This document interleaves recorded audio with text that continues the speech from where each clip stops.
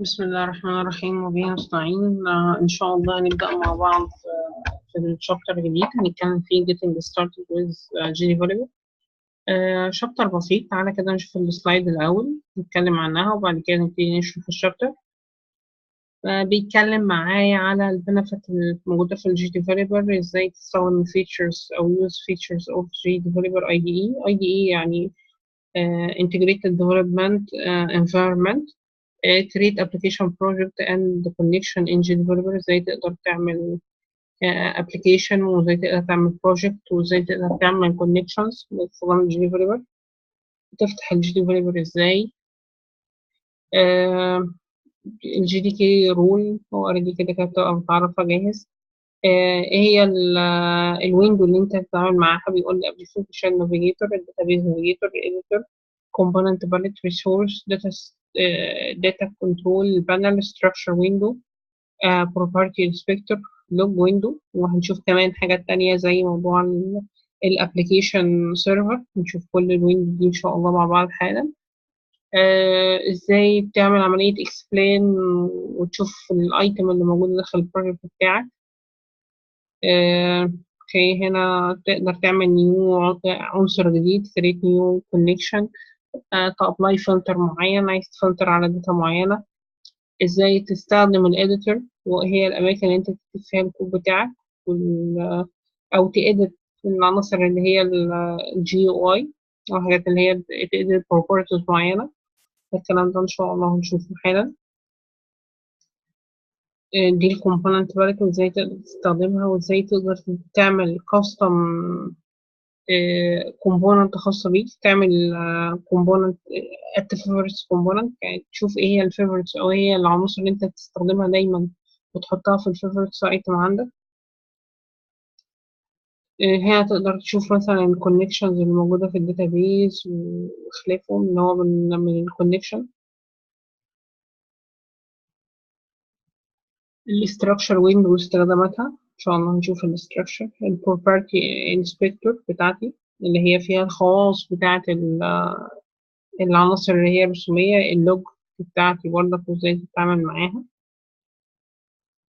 ازاي تقدر تسيتنج الجي دي اي بريفرنسز، وهنقول حالا يعني الجي دي اي بريفرنسز. تجنريت بقى ابلكيشن، ازاي تعمل ابلكيشن، ازاي الخطوات اللي بيوريها لك ازاي تقدر تعمل ابلكيشن. فشابتر بسيط برضه مش هياخد مننا وقت. هنشوف الشابتر اللي هو بيكلمنا عليه وايه اللي احنا ممكن نقول زيادة عن اللي هو بيتكلم فيه في الماتيريال. طيب هنا ده طبعا دي ده الابلكيشن بتاعي. لو بصينا هنا مثلا في جزئية الموديل لاير هنلاقي ملفات كتير مش متشابهة مع بعض. يعني هنا ده حاجة عاملة زي الكيرس هنوضحها. بيقول لو وقفت عليها التول تاب بتاعها بيقول لي entity object. ده اللي عليه نضارة ده بيقول لي view object. ده حاجة اسمها association. ده حاجة اسمها viewing. طب لو الابلكيشن بتاعي كبير ده هنا ده مكون بس من 2 تيبل وشايفين كل الملفات دي والفايلات دي. لا، انا عايزه انظم. انا عايز الحاجات المتشابهه، يعني كل الانتيتي دي هو بيقول عليها اللي هي عامله زي التروث دي تكون في باكج لوحدها. كل الفيوهات دي تكون في باكج لوحدها. كل الاسوسيشن اللي هو بيتكلم عليها اللي احنا دلوقتي لسه طبعا ما نعرفش يعني ايه اسوسيشن، تمام، تكون في باكج لوحدها بحيث ان الابلكيشن بتاعي يبقى منظم. طب ده نقدر نعمله ازاي؟ تعال نشوف. طبعا انا هدلت الابلكيشن ده مش محتاجه خلاص. انا طبعا لما بديت الابلكيشن بالشكل ده بدلت الابلكيشن اوريدي كمان مع هارد ديسك عشان نبتدي نعمل ابلكيشن جديد. تعالى كده اقول لكم بعض الحاجات البسيطه. بنيجي هنا من قائمه تولز بنعمل بريفرنسز. في عندي اول حاجه اسمها الانكودنج. خلي دايما الانكودنج بتاعك يو تي اف 8. ده ليه بنعمله يو تي اف 8؟ عشان خاطر لما تيجي تكتب عربي ما يطلعش حاجات غريبه، ما يطلعش حاجات بالياباني وحاجات زي كده. دي اسمها ايه؟ اسمها انكودنج. بنجيبها منين؟ من الانفايرمنت. طيب ده حاجة البراوزر بتاعك لما تيجي ترن الابلكيشن انت عايز يرن على مثلا على الانترنت اكسبلورر، او عايز يرن على الفايرفوكس، عايز يرن على اي براوزر. هنا تكتب براوزر. ويب براوزر دي كل البراوزر اللي متسطبة عندي على الجهاز، فبتشوف أي براوزر أنت عايز تعمل عليه أبلكيشن. هو مختار الكروم، فتمام أنا موافق إن هو يبقى الكروم بالفعل.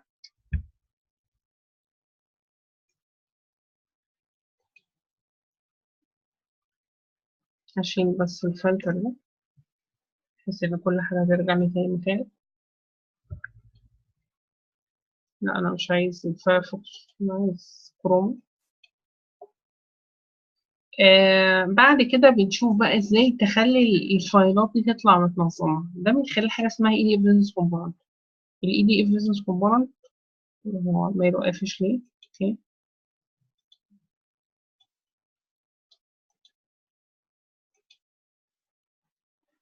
نروح لتولز preferences، خلاص اوكي تمام. enable to version of application program file. انا مش عايز اشتغل على حاجة من الحاجات دي اصلا. تعالى ندرب كل الرغي ده كروم. اوكي، هاجي هنا من قائمة tools preferences، هضغط هنا على حاجة اسمها ال EDF Business Component عشان العناصر اللي كانت في الموديل دي تطلع متنظمة. عندنا حاجات كتيرة إن شاء الله هنتكلم فيها. عندي مثلا حاجة اسمها البيس كلاس، بلاش دلوقتي البيس كلاس. عندنا حاجة من اللي احنا هنتكلم فيها دلوقتي حاجة اسمها Object Naming. يعني اوريدي لما تيجي اللي هو الشكل اللي هو اللي اسمه الانتيتي ده، عايز يطلع جنبيه suffix naming، يطلع جنبيها اي انتي تحط جنبيها suffix naming اي او، بحيث ان انا بالشكل كده اي انتيتي الاقي جنبيها اي او، اي اسوسيشن يلاقي كلمه معينه، اي فيو اوبجكت يلاقي يعني حاجه اسمها فيو. يعني ايه انتيتي اصلا، يعني ايه فيو، الكلام ده كله، الكلام ده كله هنوصفه ان شاء الله. طب هنيجي هنا نعمل اول حاجه الاوبجكت نيمينج. هقول له اي انتيتي هيكون جنبيها حاجة اسمها اي او، دي كده فاين صغير موجود فيه كل البريفكس اي او. اي اسوسيشن تكون موجودة في حاجة اسمها ليها بريفكس او اند كده اوف اوبجكت، حاجة اسمها كلمة اسوسيشن هتبقى موجودة في اي اوبجكت بيحتوي على موضوع الاسوسيشن ده. فيو اوبجكت في او،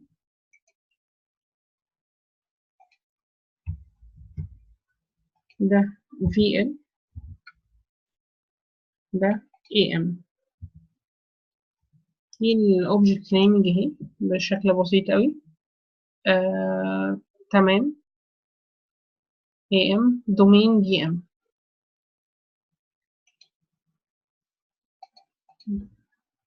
DM.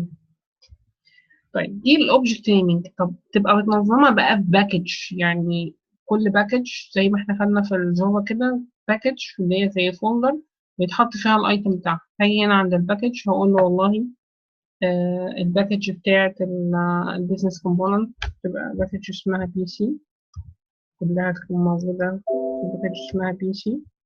الانتيتي هتبقى في باكج اسمها انتيتي، هاخد كوبي وبيست بس عشان أسرع. طبعا كلها لازم تكون small. تاني من convention الاسوسيشن هيبقى باكج اسمها association.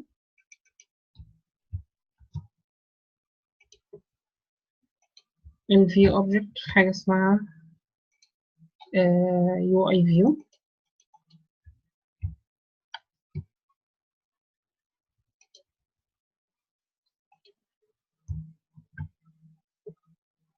الفيو link هيكون UI link.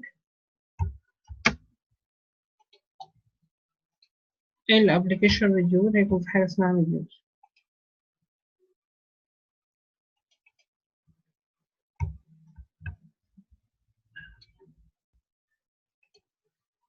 تمام، مش محتاج حاجة أكتر من كده وأقول له أوكي.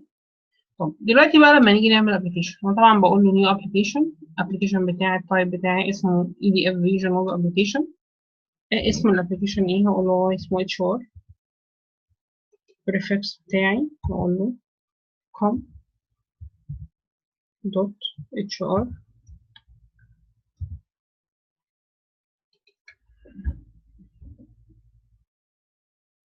حابب تسمي الموديل HR موديل ولا لأ براحتك. ما هعمل فينش خلاص، مش محتاجة أعمل أي حاجة. طيب أنا كده فعليا عملت المشروع بتاعي. طيب أهم التابات اللي أنا بتعامل معاها الداتابيز. لو هي مش ظاهرة قدامي بظهرها ازاي بقى؟ يجي هنا من قائمة ويندو بقول له داتابيز، وأنا عايز أتعامل مع الداتابيز. بنعمل الكونكشن بتاعي. أنا هنا هعمل كونكشن جديد، بيقول لي الكونكشن بتاعي يبقى مستوى الاي دي اي كونكشن ولا خاص ببروجكت معين. لا انا عايزه باي دي اي، بحيث ان اي بروجكت بعد كده يقدر يشوف الكونكشن ده. بتحط اليوزر نيم وبتحط الباسورد، بتحط هنا الهوست نيم اللوكال هوست، او تحط الاي دي ده البورت نمبر طبعا بتاع اوراكل، الاس اي دي النيم بتاع الداتابيس بتاعتي وار سي ال ولا اكس اي. وبعد كده طبعا بتعمل ايه تيست كونكشن. طبعا أنا هنا ما حطيتش اي معلومات، انا اوريدي كنت باني 2 كونكشن قبل كده ان هو كون 1 وكون 2. لو جينا هنا عملنا بروبرتيز هتلاقي كل المعلومات موجوده، مجرد ما اعمل تيست هيقول لي سكسس. ده كونكشن موجود خلاص. فدي تابة من التابات المهمة جدا إن هي تبقى في الداتابيز. عندنا تابة تانية اسمها ابلكيشن. ده ابلكيشن سيرفر. انت طبيعي ان انت المشروع بتاعك بيترن على ابلكيشن سيرفر، حاجة اسمها انتجريتد ويب لوجيك سيرفر. هنا بيقول لي ده انتجريتد ويب لوجيك سيرفر، تحب تعمل له ستارت؟ واقول له ماشي، يا ريت. ستارت سيرفر انستنس، بيحصل عملية ستارت للويب لوجيك سيرفر بتاعك. لو دي أول رن للويب لوجيك سيرفر بتاعك بيقول لك حط يوزر نيم وباسورد. لو هو اوريدي كان اترن قبل كده بيبقى خلاص بيبتدي يعدي لك مرحلة اليوزر نيم والباسورد للويب لوجيك سيرفر الخاص بيك. هنشوف طبعا الكلام ده دلوقتي.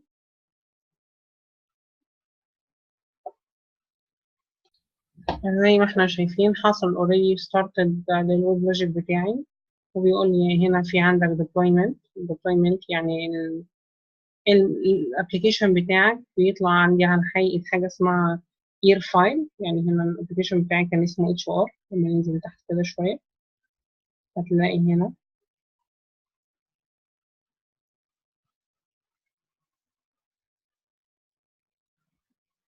دي بي ام اس ابلكيشن.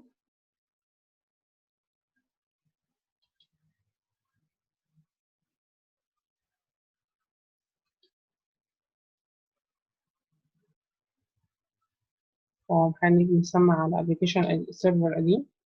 طب انت ده الابلكيشن سيرفر بتاعك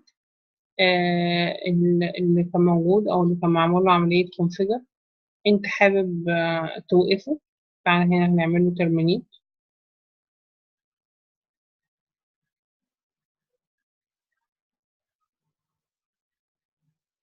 ترمينيت يعني انا وقفت الابلكيشن سيرفر، وهنا هقول له ديليت. هنا هديليت الابلكيشن سيرفر ده عندي.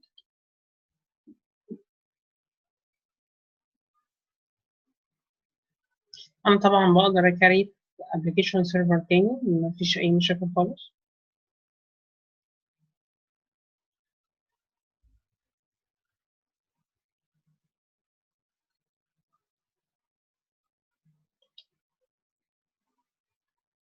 وهقول له هنا كرييت ديفولت دومين، انا عايز اكريت دومين جديد. طبعا هنا هو زي ما انتم شايفين كده مجرد ما انا عملت ديليت بيقول لي دومين unconfigured. انت مفيش عندك configuration للويب لوجيك سيرفر الجديد بتاعك. فهيجي هنا هقول له، وهيقول لي الادمن اي دي، هيقول لي اسم ويب لوجيك، الباسورد بتاعتك ايه، هقول له يكن مثلا اي حاجه، سميها حتى نفس الاسم ويب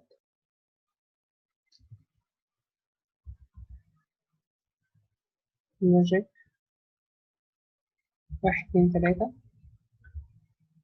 واخد نفس الكلمه.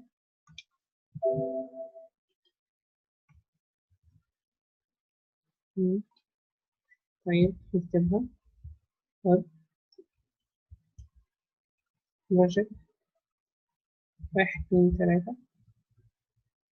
هنا ده حاجة اسمها البورت نمبر، هو البورت نمبر بتاع الويب لوجيك 7101. طبعا معلومة مهمة جدا ولازم تكون عارفها. لوكال هوست، ممكن نقول لوكال هوست، او استخدم الاي دي اللي هو بيعمل حاجه اسمها لوب باك ادرس، اللي هو بيريتيرن على نفس الماشين، يلوب باك على نفس الماشين. فبراحتك اللوكال هوست او دي. بس طبعا معلومه مهمه جدا ان هي ان البورت نمبر بتاعي 71 01. بيعمل كونفيجر دلوقتي للجي ديفلوبر، للويب لوجيك الخاص بالماشين بتاعتي. وبعد كده لو حاولت أعمل رن لأي شاشة أو أعمل deployment، بيحصل عملية الديبلويمنت من غير أي مشاكل. تمام. بعض الأوقات أنا طبعا هسيبه يشتغل براحته، وبعض الأوقات حتى لو عملت الخطوة دي وحاولت ترن أي شاشة وحصل مشكلة عندك برضك، ما لسه لا تزال مشكلة ما بيحصلش رن للشاشة، أو الديبلويمنت بتاعك بيقول لك في مشكلة في الويب لوجيك سيرفر، بتروح جوه على الفايل ده، تخش جوه السي، اسم اليوزر اللي أنا داخل بيه، يوزر هلال،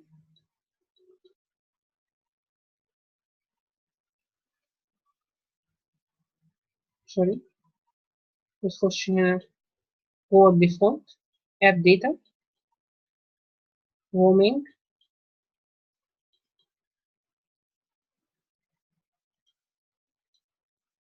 أنا بنسى الحتة دي دايما. تخش جوه اليوزر هلال، اب داتا، رومينج. هتلاقي هنا جي ديفلوبر. بتمسح الفايل ده، كل اللي انت بتعمله تيجي على الفايل ده تمسحه، يبقى بتخش هنا من السي يوزر، اسم اليوزر اللي انت داخل بيه، انا اليوزر نيم بتاعي هلال، اب داتا، رومينج، جي ديفلوبر، وتمسح الفايل ده. مجرد ما تمسح الفايل ده انت كده بتمسح كل اعدادات الويب لوجيك سيرفر، اللي هو بيحصل عمليه ديبلوي لاي فايل او الابلكيشن بتاعك عليه. طبعا لما تيجي ترن الشاشه ولا حاجه بيج، بيحصل لها ديبلوي على سيرفر انتجريتد. تمام. يعني ايه انتجريتد؟ موجود جوه الجي ديفلوبر بيلت ان. تمام. انت اوريدي عشان ترن اي ويب بيج انت محتاج سيرفر، اوريدي الجي ديفلوبر جواه سيرفر انتجريتد معاه اسمه ويب لوجيك سيرفر، ده الانتجريتد. وفي عندنا حاجه اسمها ستاند الون، اللي هو يبقى سيرفر لوحده كده، مش لازم يكون الجي ديفلوبر شغال عشان الستاند الون ده يبقى شغال معاه. وان شاء الله ساعة الديبلويمنت هنتكلم عنه. فبنمسح الفايل ده كده، اعدادات الجي ديفلوبر بتاعنا بتبقى سليمه ومفيش اي مشاكل. هنا هو بياخد شويه وقت صغيرين، وبعد كده هنا يقول لك ايه، خلاص ده كده كونفيجرد وعندك كده تمام سليم في في ابلكيشن سيرفر موجود. تعالى لحد ما ده يرن، نعمل بيج كده صغيره. الشاشات طبعا اللي موجودة زي ما احنا شايفين، هو دي الأوبجكت نافيجيتور. مجرد ما هنعمل الشاشة هتظهر عندي حاجة هنا اسمها component palette أو component. نديله بس شوية وقت.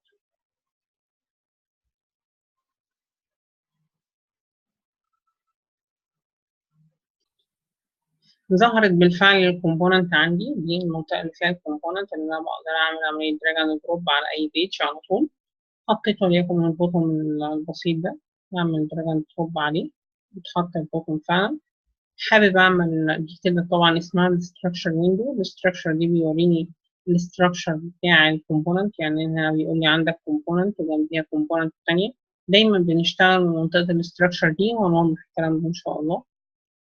دي الستراكشر ويندو. هنا دي الداتا كنترول. طبعا عشان انا لسه ما عملتش بزنس كومبوننت نهائيا، تعالى كده نعمل بزنس كومبوننت. نقول بزنس كومبوننت فروم تيبل. انا اوريدي كنت عامل كونكشن على مستوى الاي دي اي، هعمل براوز واختار الكونكشن اللي انا كنت عامله على مستوى الاي دي اي، وهو في كونكشن 2 اللي هو على يوزر نيم اتش ار، والاولاني ده على سيستم، لا انا اختار على اتش ار. وهنا دايما بيقول لي الداتا تايب ماب. تمام. انا بختار دايما اوريكل دومين، دي الداتا تايب اللي احنا شغالين عليها في شركتنا، واللي اغلب الشركات شغاله على اوريكل دومين. الشركات اللي هي اصلا الباك جراوند واللايبرري بتاعتها اللي جاهزه قديمه عندهم اوريدي كانت جافا، اللي هي بيستخدموا دايما دي جافا اكستندد فور اوريكل. دي دي معموله للناس اللي اوريدي الشركات اللي كانت معموله كانت شغاله جافا اي وحولت او ابتدت تشتغل اوريكل. فاوريدي عندهم لايبرري كتير او كومبوننت جاهزه كتير معموله بالداتا تايب دي، فبيشتغلوا على الداتا تايب دي. احنا بنشتغل بالاوريكل دومين. قول له اوكي.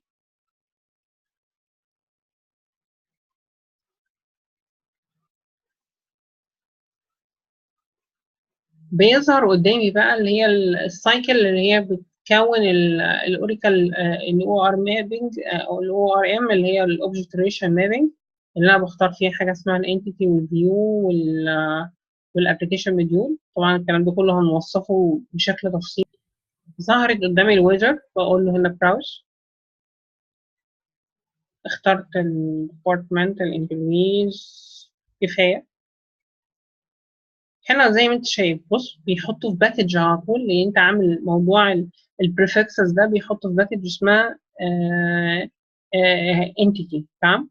واخر حرفين في اي اوبجكت من دول اي او. طب لما نيجي نعمل نيكست، بص الفيوهات حطيتها في باكج افتراضيه اسمها يو اي فيو. ولو وقفت على اي فيو اوبجكت على اي واحد من دول هيحطوا suffix name في او. وبعد كده نيكست. ده الابلكيشن مديول. بص باي ديفولت برضه حاجه جوه حاجه اسمها موديول. وهنا بيقول لك النيم بتاعه ايه، اب موديل. وفي اخر suffix name جي ام. فinish. لو بصينا بقى المره دي تلاقي ان الموضوع مختلف تماما. تلاقي ان هنا لا، ده الموضوع بقى متقسم جوه باكج. اهي كلهم موجودين جوه باكج اسمها بي سي. وبعد كده في باكج اسمها اسوسيشن جواها الحاجات اللي شبه بعضها. والانتيتي جواها العناصر اللي هي الانتيتي. وعندك الموديول جوه الابلكيشن موديول، احنا لسه ان شاء الله هنتكلم عنه. الفيو جواه الحاجات اللي اسمها الفيو اللي هي الحاجات اللي شبه بعضها. فالابلكيشن بتاعي اصبح منظم. يعني هو الابلكيشن بتاعي اصبح منظم. في الداتا كنترول دي اللي فيها الفيوهات او الكوليكشن اللي احنا بنسحبه على الشاشه اللي احنا محتاجينها. ابلكيشن ريسورسز دي من ضمنها مثلا حاجه زي الكونكشن. كونكشن الفانكشن والباكج والتيبلز المختلفه اللي موجوده.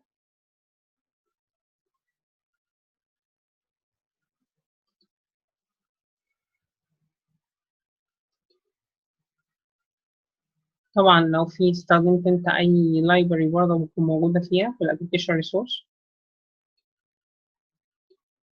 ما استخدمناش طبعا اي لايبرري موجوده. طبعا عندنا ريفرش في حاله ان انت عملت اي حاجه تقدر تعمل عمليه ريفرش للابلكيشن بالكامل. ضفت اللايبرري مثلا ما ظهرتش عندك تقدر تعمل ريفرش. فدي طبعا ايتمز موجوده اهي. دي الكومبوننت، يعني دي الكومبوننت باليت زي ما احنا شايفين. ظاهره قدامي واقدر اسحب اي كومبوننت براحتي. ده اللوك، منطقه اللوك. هو كان بيتكلم معايا عن منطقة اسمها editor اهو. لو جيت مثلا ضغطت على أي حاجة من دول في أقدر أعمل edit مثلا. دي حاجة اسمها entity. هنا دي department ID، عايز تedit في النيم بتاعها، تedit في البروبرتيز بتاعتها زي ما أنت ما محتاج تقدر تعمل edit. طبعا في مكان تقدر تedit منه كود. دي البروبرتيز أو البروبرتي انسبكتور. مثلا البوتون ده مكتوب عليه بوتون 2، سميه أي حاجة. سميه جو مثلا. اسمه اتغير من property inspector زي ما احنا شايفين. دي كده اسمها property inspector. يبقى احنا كده اتعرفنا على الويندو. ممكن مثلا انت حابب تعمل your favorites component. تيجي هنا تعمل right click وتقول له add favorites. انا عايز اجيبه في الفيفوريتس وده برضه في الفيفوريتس add favorites. وتضيف ايا كان بقى الكومبوننت اللي انت بتحتاجها دايما في الاد favorites. وتقدر هنا لما تيجي تقول له my component ويقول لك هم دول اللي انت اخترتهم في الفيفوريتس بتاعتك. الكومبوننت دي طبعا بنرجع تاني للاي دي اف فيسز. مقسمهم لي كاتيجوري زي ما احنا شايف. ان شاء الله طبعا هنتعرف مع الوقت على ايه الكاتيجوريز دي. طب لو عملنا رايت كليك، احنا كنا عمالين نتكلم بنقول ابلكيشن سيرفر وهيحصل ديبلويمنت وكلام كتير كده. تعالى نشوف يعني ايه ديبلويمنت. نعمل رايت كليك وران.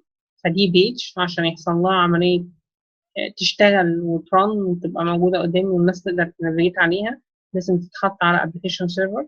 هيبتدي فعلا دلوقتي يحصل ديبلويمنت. ديبلويمنت يعني نشر. تمام، اهو ابلكيشن سيرفر اهو بيقوم، ده هو الويب لوجيك سيرفر.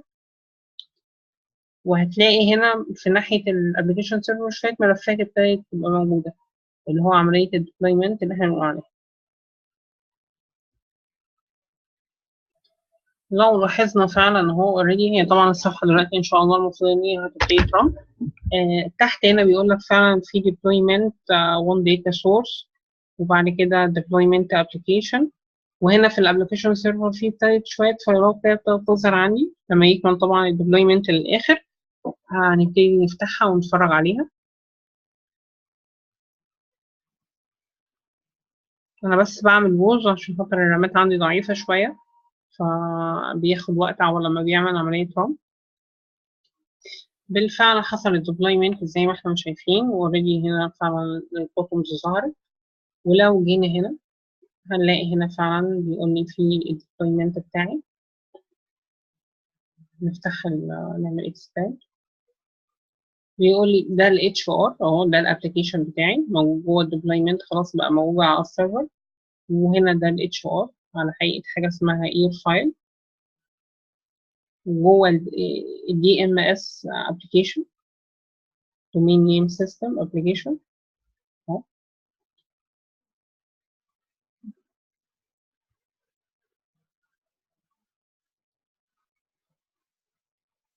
هو طبعا في حاجه يعني مسمعه بشكل غلط شويه، وهنا موجود فيه الصفحات القديمه اللي انا كنت عاملها قبل كده،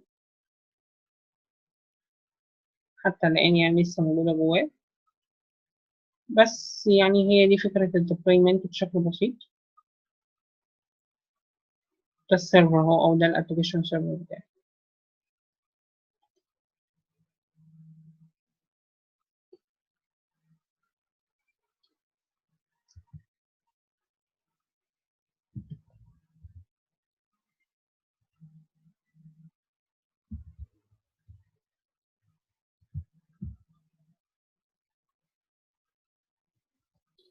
انا هنا حاليا بدخل على الويب لوجيك سيرفر نفسه، الكونسول بتاعه او الواجهه الرسميه بتاعه السيرفر نفسه. بقول له هنا لوكال هوست، او احط له حتى الاي بي، وبعد كده البورت نمبر اللي انا قلت لكم خلي بالكم منه لان هو مهم. ده البورت نمبر بتاع الويب لوجيك سيرفر اللي هو 7101. بكتب له كونسول. بياخد شويه وقت صغيرين، وبعد كده يفتح لي الكونسول بتاع الويب لوجيك سيرفر. بيقول لي هنا اليوزر نيم ايه. طبعا ده مهم جدا المعلومات دي. اليوزر نيم بتاعي اسمه ويب لوجيك.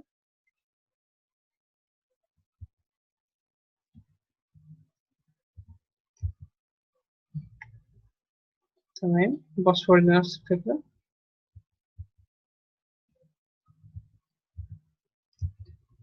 1 2 3 دي الباسورد بتاعتي. لوجن. هيدخلني على الويب لوجيك سيرفر.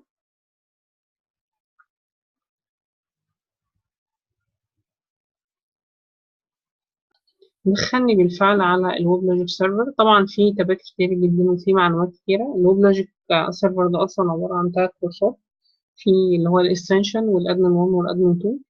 حاجة كبيرة جدا. أنا هدخل هنا على تابة زي تابة الديبلويمنت، اللي هي الحاجات اللي تهمني قوي فيه. ده هو ال H4 application اهو، ده أنا شغال عليه حاليا المفروض. بيقول لي الحالة بتاعته ايه active وهكذا. لو فتحت هيقول لي هنا ده في موديل وفي view controller موجود. وهنا بيقول لي HR view controller context root اللي هو الحاجة اللي كانت موجودة. وبيقول لي ده متوصل بداتابيس connection اسمها connection 2 اللي هي ال JDBC configuration بتاعتي. وجوه ال DBMS application.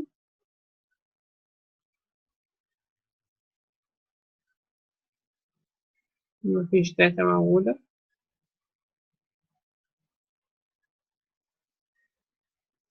هي اوريدي مفيش داتا موجودة فيه أعتقد، عشان خاطر أنا معملتش بايندنج من أي حاجة، فمفيش في الويب انفو أي داتا موجودة.